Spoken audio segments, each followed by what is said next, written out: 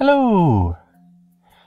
That was a weird way to start. For those of you who knew that I was going to be doing one of these for each of the individual 3 episodes of The Owl House Season 3, I apologize that this is coming out quite a bit later than I had planned. I had a very busy October, and I was only barely able to make time to even watch the episode when it came out on the 15th. And for those of you who didn't know I was going to be doing one of these for each of the individual 3 episodes of The Owl House Season 3, yeah, I am going to be doing one of these for each of the individual 3 episodes of The Owl House Season 3. But let me tell you, having well over a month to let this episode sink in for me might be a huge blessing in disguise.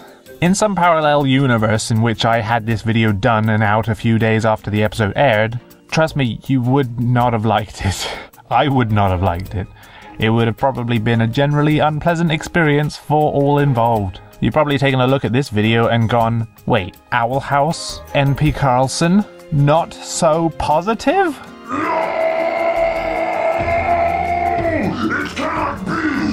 I'm afraid it can.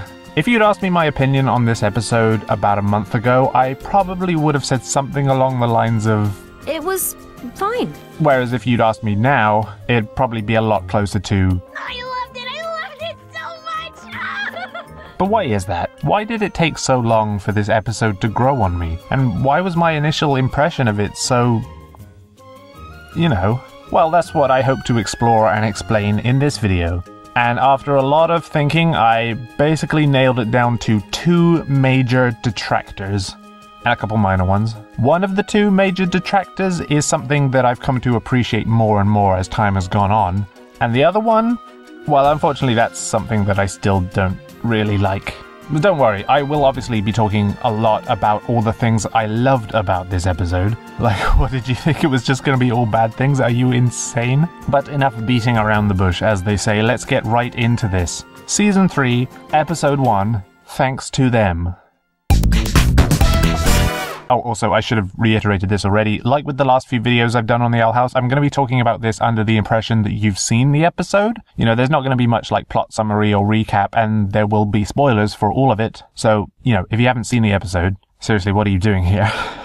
Well, I mean, you can stay if you want. But the entire first episode is readily available here on YouTube for free. Seriously, I'll link it in the description. I would suggest watching it first. Alright, let's go over the minor detractors first and sort of get them out of the way. I think a lot of the jokes in this episode really fell flat on their face. Like the joke with Amity falling flat on her face. That wasn't funny, I'm sorry. I know a lot of people quite like that, but I think it would have worked much better if it was just, you know, she tries to tempt the cabinet in opening because she thinks it's magic and sentient. It doesn't work. The little girl walks over and physically pulls it open. She screams and then realizes that she just screamed in a library and gets embarrassed and then cut it there. But no, they go and do this on top.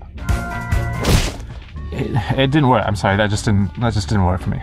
In that exact same sequence, the bit in the magic circle is just really bizarre. If you're doing a montage, I think you really have to commit to either dialogue, sound, and music, or just music. You can't dip in and out. It's jarring. Most of this montage is just music, like the library bit I just mentioned. Just music, no sound. But here, in the magic circle, there's just sort of like bits of everything at random times, and it's very weird. There's no dialogue from anyone, but then all of a sudden the shopkeeper yells, "Hey!" Then there's no sound of the barrel falling, but a very out-of-place cartoon poke sound when Willow just pokes this guy. What is that? What are you doing? In fact, Willow, what are you doing? Why does she just poke this guy anyway?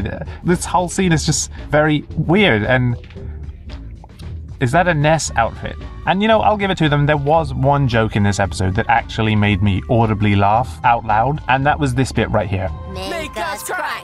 Make us cry! Because there's nothing scarier than knowledge. Boo! Just lie to me! That got a genuine laugh out of me. But I suppose that's kind of how the humor has always been in this show. Sometimes it works and sometimes it kind of doesn't, but it's not really the main focus of the show, so it doesn't really matter either way. So with all that stuff out of the way, I'm going to start on what I'd call the first of 2 major detractors when it comes to Thanks to Them. Now, this is the one that I don't really view as much of an issue now. I've kind of learned to appreciate it more the more I watch the episode, and it's one that's kind of very tricky to talk about, but stick with me. I'll try and get my points across as clear as I can. I think that this episode severely suffers from Season 3 syndrome. There was a lot of S words in one sentence. Wow. What is Season 3 syndrome? Well, it's something that I've noticed happens with a lot of story-heavy shows, typically when they get to their third season. Season 2 tends to be Season 1, but better and grander in scale. So when it comes time for Season 3, it's kind of difficult to go even grander than that. So they tend to shake things up a bit, you know, have a bit of a time jump, put characters in new locations, introduce new characters, get rid of some others. Just generally make it feel fresh and different from the first 2 seasons. But if you go too far with that, you risk alienating the audience a bit and making them feel like this isn't really the same show that they've come to love. It objectively is, of course, you know, same writers, same characters, it literally is the same show, but it feels almost more like a spin-off than a continuation. For example, I recently started watching Stranger Things, and that also suffers a little bit from Season 3 syndrome. However, the big difference there is that I'm 3 episodes into that, and I've already gotten used to all the changes. Hey look, it's the meme. But when it comes to Thanks to Them, this is just 1 episode. Granted, it's double the length of a typical Owl House episode, but it does feel like they just expect you to get used to all the changes very quickly, and I'm sure some people did. Unfortunately, I was not one of those people. I'm sure the people that got to watch the first 6 minutes before the episode aired probably had a bit more time to get used to it as well, but I was trying really hard to avoid any and all spoilers. So for the first quarter or so of this episode, it did really feel like I was watching an Owl House spin-off. As much as I really did like that 2.5 minute montage bit at the start showing a lot of the escapades over the past few months that everyone's been in the human realm, that's just it. It was 2.5 minutes. And by the time the episode started proper, I was expected to have taken all of that in and adjusted to this new setting.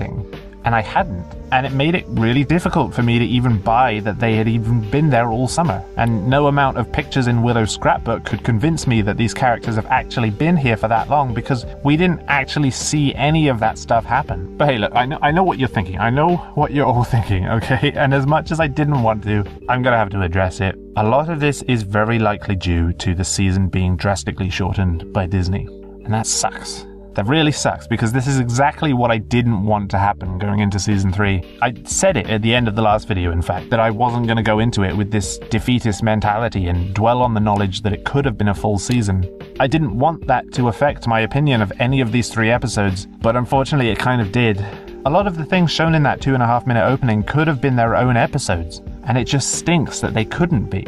And I want to make it absolutely abundantly clear as I possibly can, that I of course do not hold any of this against any of the people who worked on the show. They 100% made the most of what they were dealt. But the fact is, they were just dealt a really bad hand, and as much as I tried, I couldn't get that out of my mind when watching this episode. And as a further nail in the coffin, it appears as though Disney realized that they might have made a mistake cancelling this show after the premiere got such an overwhelming reception when it was uploaded to YouTube. Yeah, too little too late, you dicks. Unfortunately, there just flat out was not enough time to adjust to the time jump before things started ramping up in the plot, and I think that led me to not really being ready when they did.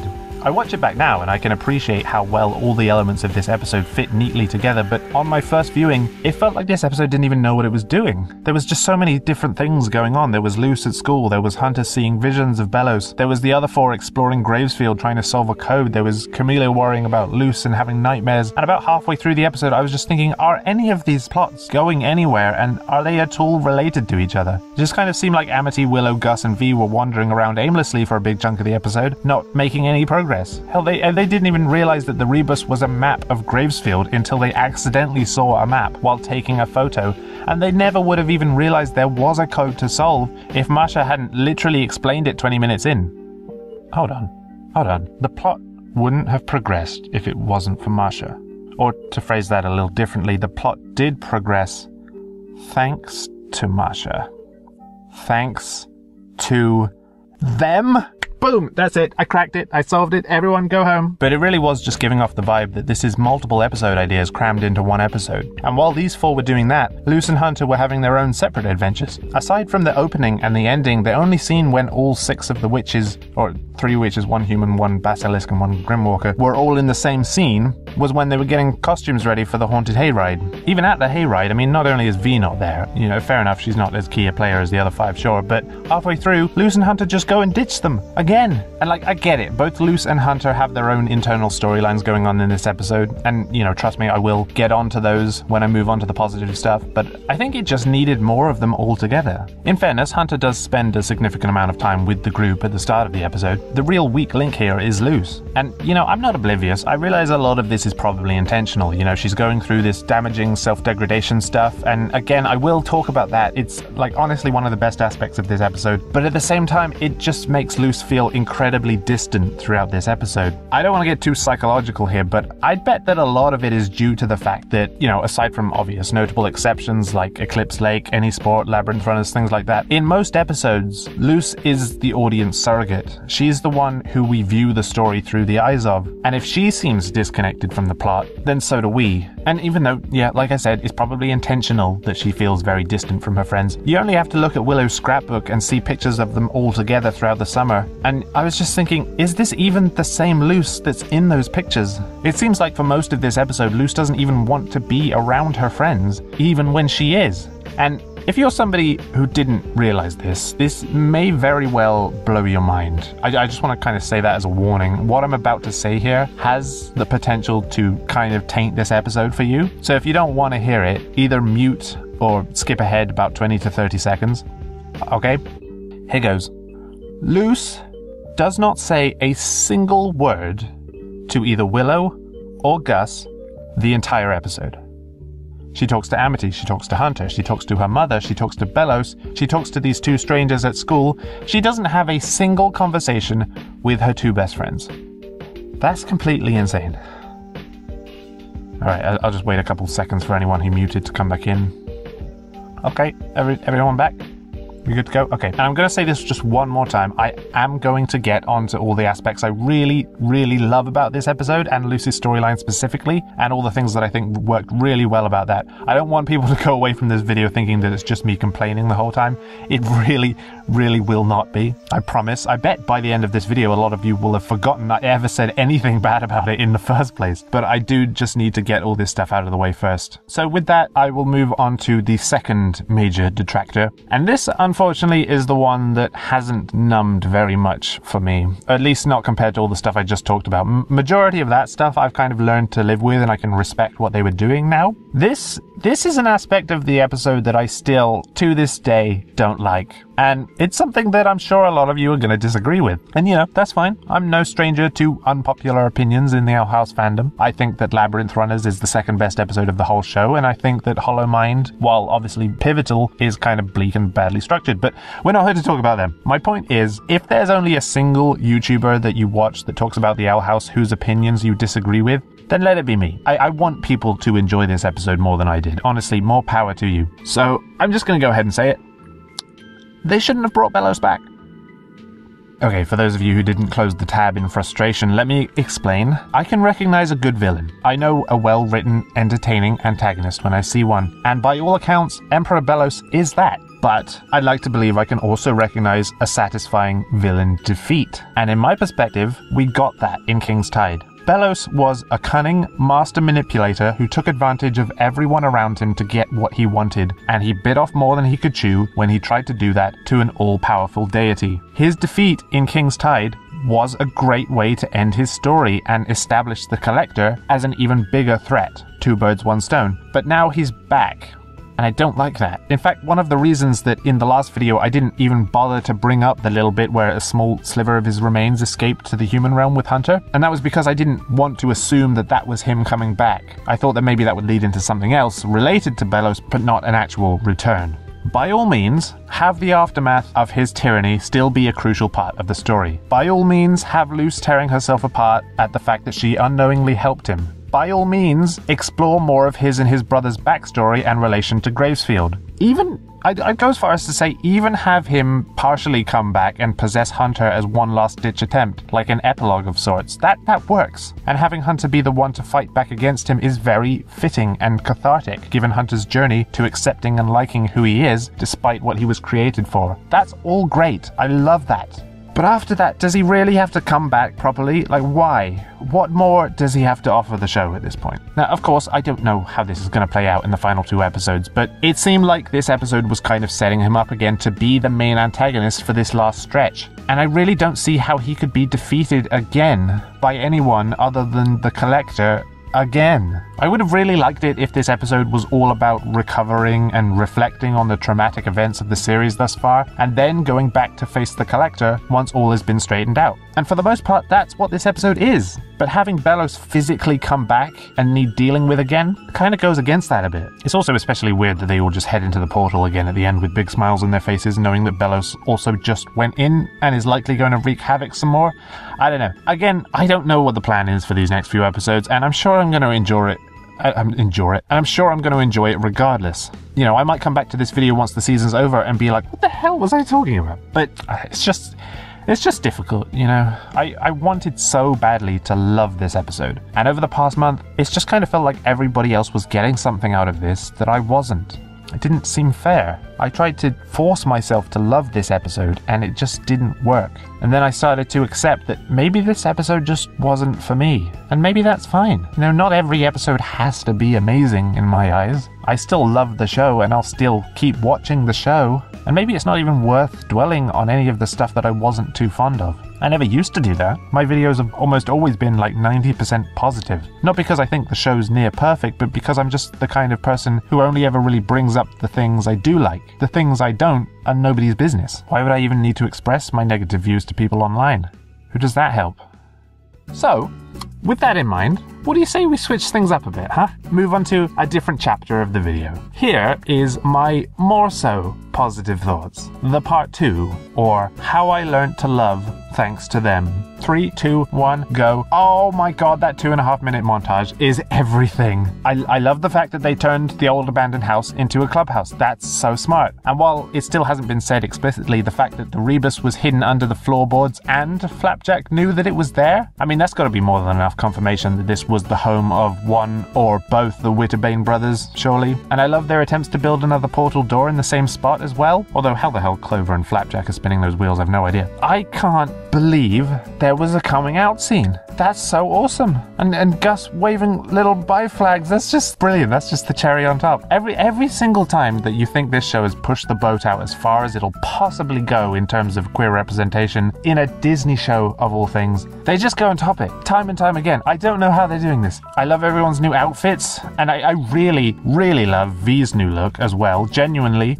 V was already one of the most adorable characters in the show, and they somehow ramped that up tenfold in this episode. It's great. She's so precious. One little thing that I didn't really pick up on the first time watching was Willow's photography hobby, and that it was Camila who gave her the camera in the first place. And you just sort of see her taking pictures multiple times throughout the episode, and then you see those same pictures later on in her scrapbook. That's just a really cute thing that she picked up. I really like that. I love Gus's obsession with random human trinkets. You know, getting to stay in the basement is like a dream come true for him. Is great. Like, seriously, just look at how happy he is to see an umbrella. Whoa!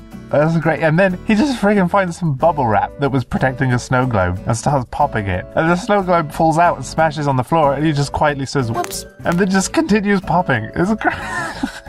Oh, that's great. I also love how happy and willing he is to help Camila in the kitchen, even from the very first moment they arrive. And even still, months later, you hear Camila thank him for helping her, and he even suggests to the others that they could help more. That's so nice.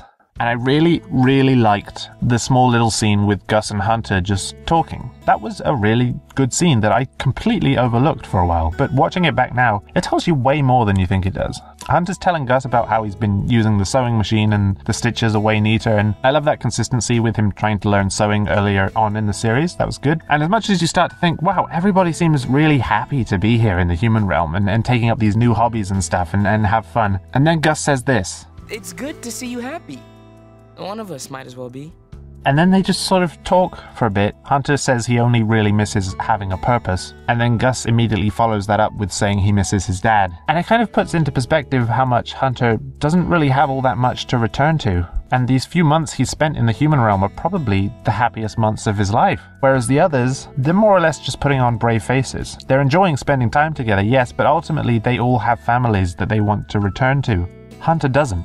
The people he's closest to are the people he's already with. And I really love that exploration of Hunter's character in this episode. You know, who is he now that he's out of the Emperor's Coven and Belos is gone? Or at least, you know, no longer an influential part of his life, you know. I love that he's accepting he's his own person now. He still slips back into remembering where he came from, but he makes a conscious effort to break away from it. Which is why, as much as I already said that I didn't like Belos physically coming back, that ending scene works so well with Hunter finally getting some closure and fighting back against Belos' control. It's so good. It's so good. So I guess I might as well talk about that. I thought that it was really clever the way that they set up the possession. Because we see little glimpses of Belos taking control of dead animals, and literally from the very second that Hunter touches that little green gloop on the floor, Belos is already in his bloodstream. Because Hunter pricked his finger earlier with the sewing machine, and that was the finger he touched it with. So literally everything Hunter saw from that point onwards was literally just visions in his head. It wasn't one of those things where like other characters just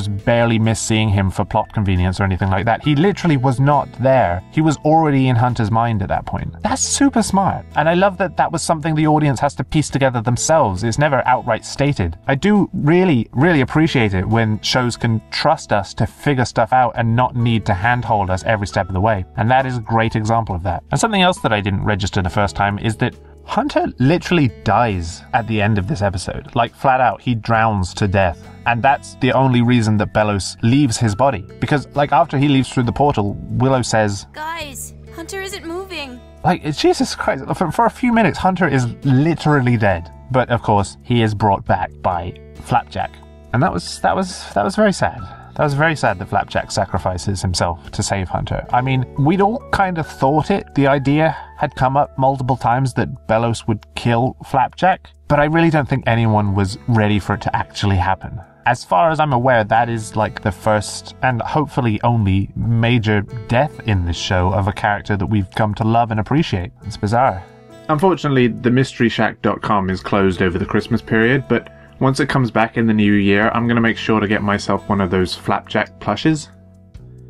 So, you'll probably see that in a future video. Best I can do for now, in terms of remembrance, is to eat some Flapjack.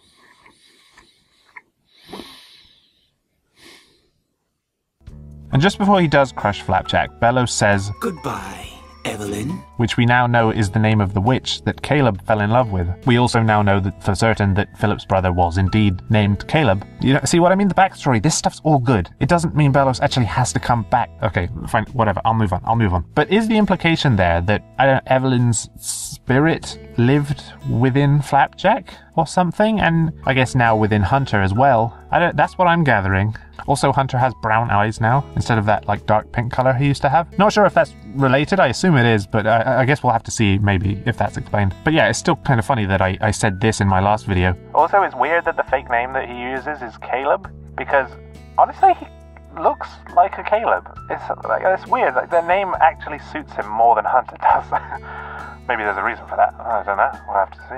Yeah, when I wrote that, I had no idea that that would actually be a thing. That's kind of crazy. One of the few things that I actually predicted correctly. Wow. Now that's pretty much all the other aspects of this episode that I wanted to cover, and I specifically left this part till last because not only is it probably the biggest strength of this episode, but it's also the one that I really want to do justice and give the attention it deserves, and that is, of course, Luce's storyline. Luce's journey in this episode is probably one of the most well-written explorations of destructive self-degradation I've ever seen. After the events of King's Tide, Luce struggles with the knowledge that she helped Philip meet the Collector and her exaggerated belief that all of the chaos and trauma of the Day of Unity was the result of that one action. An action that she knows was unintentional and she had good motives, but one that she still hates herself for doing and fears that telling anyone will cause them to hate her as well. And it's kind of heartbreaking to just watch her emotionally destroy herself over the course of this episode. There's a great line when Luce goes and talks to her mum where it kind of hits you really hard exactly what's going on inside Luce's head right now. As soon as she comes into the room, the first thing she says is, "Mom, why aren't you mad at me?" That's like a soul-crushing line. And aside from Camila, who she confides in a little about how upset she is about messing up, however, I suppose she more so talks about her running away rather than all the rest of it. And also aside from Hunter, who already knows and can relate heavily because he also has a secret that he's been keeping from the group, aside from them, she keeps it hidden from everyone else. And she's good at hiding it. You know, I mentioned earlier how the Luce that we see in this episode feels like a different Luce to the one in Willow's scrapbook. And I think that's because that Luce is the one her friends see. That's the Luce who's hiding this secret and not letting it spill out even a little bit. And as we've seen before, the more she hides it, the more it builds and the worse it gets. And when she's on her own, it does spill out. And keep in mind also that this episode takes place months after King's Tide, and Hunter is still the only person who knows. You know, I said in the last video that I wasn't a big fan of them doing this same storyline multiple times over, you know, keeping a big secret from her friends and especially from her girlfriend and not letting anyone in. You know, they did it in Follies and then they did it again in Reaching Out, and now they're doing it a third time in Thanks to Them. But I'm not mad. And the reason I'm not mad about it is because I think I finally get why. It finally hit me why this is a constant recurring problem for Luce. And it harkens all the way back to the very first episode of Season 1. Luce is weird. In my very first video on the Ale House, I briefly mentioned that it was a little annoying in the first episode how much they drummed in the moral of like being weird is okay and all that stuff. But after watching this episode, it kind of puts all that in a different light. Luce's weirdness isn't just a quirk or something that she does intentionally to be interesting or anything like that. It's almost a crutch, and it's clearly something that has affected her for a lot of her life. She's not normal, and she doesn't fit in with everybody else. She has strange ways of doing things and unique interests that other people are sometimes freaked out by, and they blame her for that. Almost everyone blames her. Except Camila doesn't. Camila loves Luce's weirdness, embraces it, and sticks up for her against anyone who belittles her for it. I swear there better not be anyone still left on that Camila is a bad mother train at this point. You get the hell off that right now. In Camila's Nightmare, you see these different points in Luce's life where she does something considered quite weird, but you'll notice that in these moments, as well as in scenes from the very first episode, Luce almost appears oblivious or ignorant to the fact that everybody else is weirded out, or as if she doesn't care. But then you get to that video diary scene in this episode, specifically the one that takes place not long before the first episode, and it's made pretty clear that she does. She is very much aware of how she comes across to other people, and she feels like she's letting people, her mother included, down by not fitting in, by being weird, by being herself. Because of the reactions that she gets from doing what, in her mind, are probably perfectly reasonable, normal things, all she's taking from that is, people don't like me because of who I am, because I'm not like them, and that's my fault.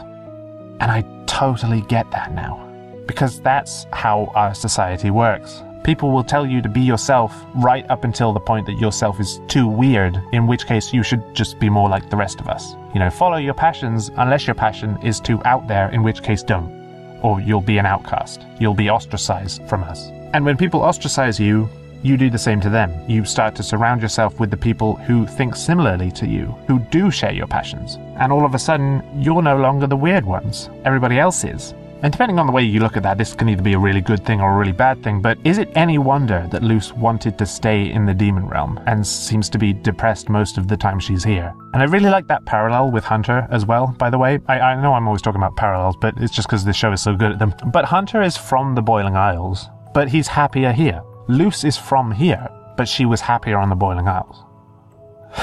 Are you starting to get why I love this show so much? But my point in all of this, and how exactly all of that relates to her keeping this big secret from her friends and destroying herself over it, is because, basically, in no uncertain terms, Luce has been conditioned to think that if something goes badly as a result of her actions, even if she was trying to do good, she is, without question, to blame.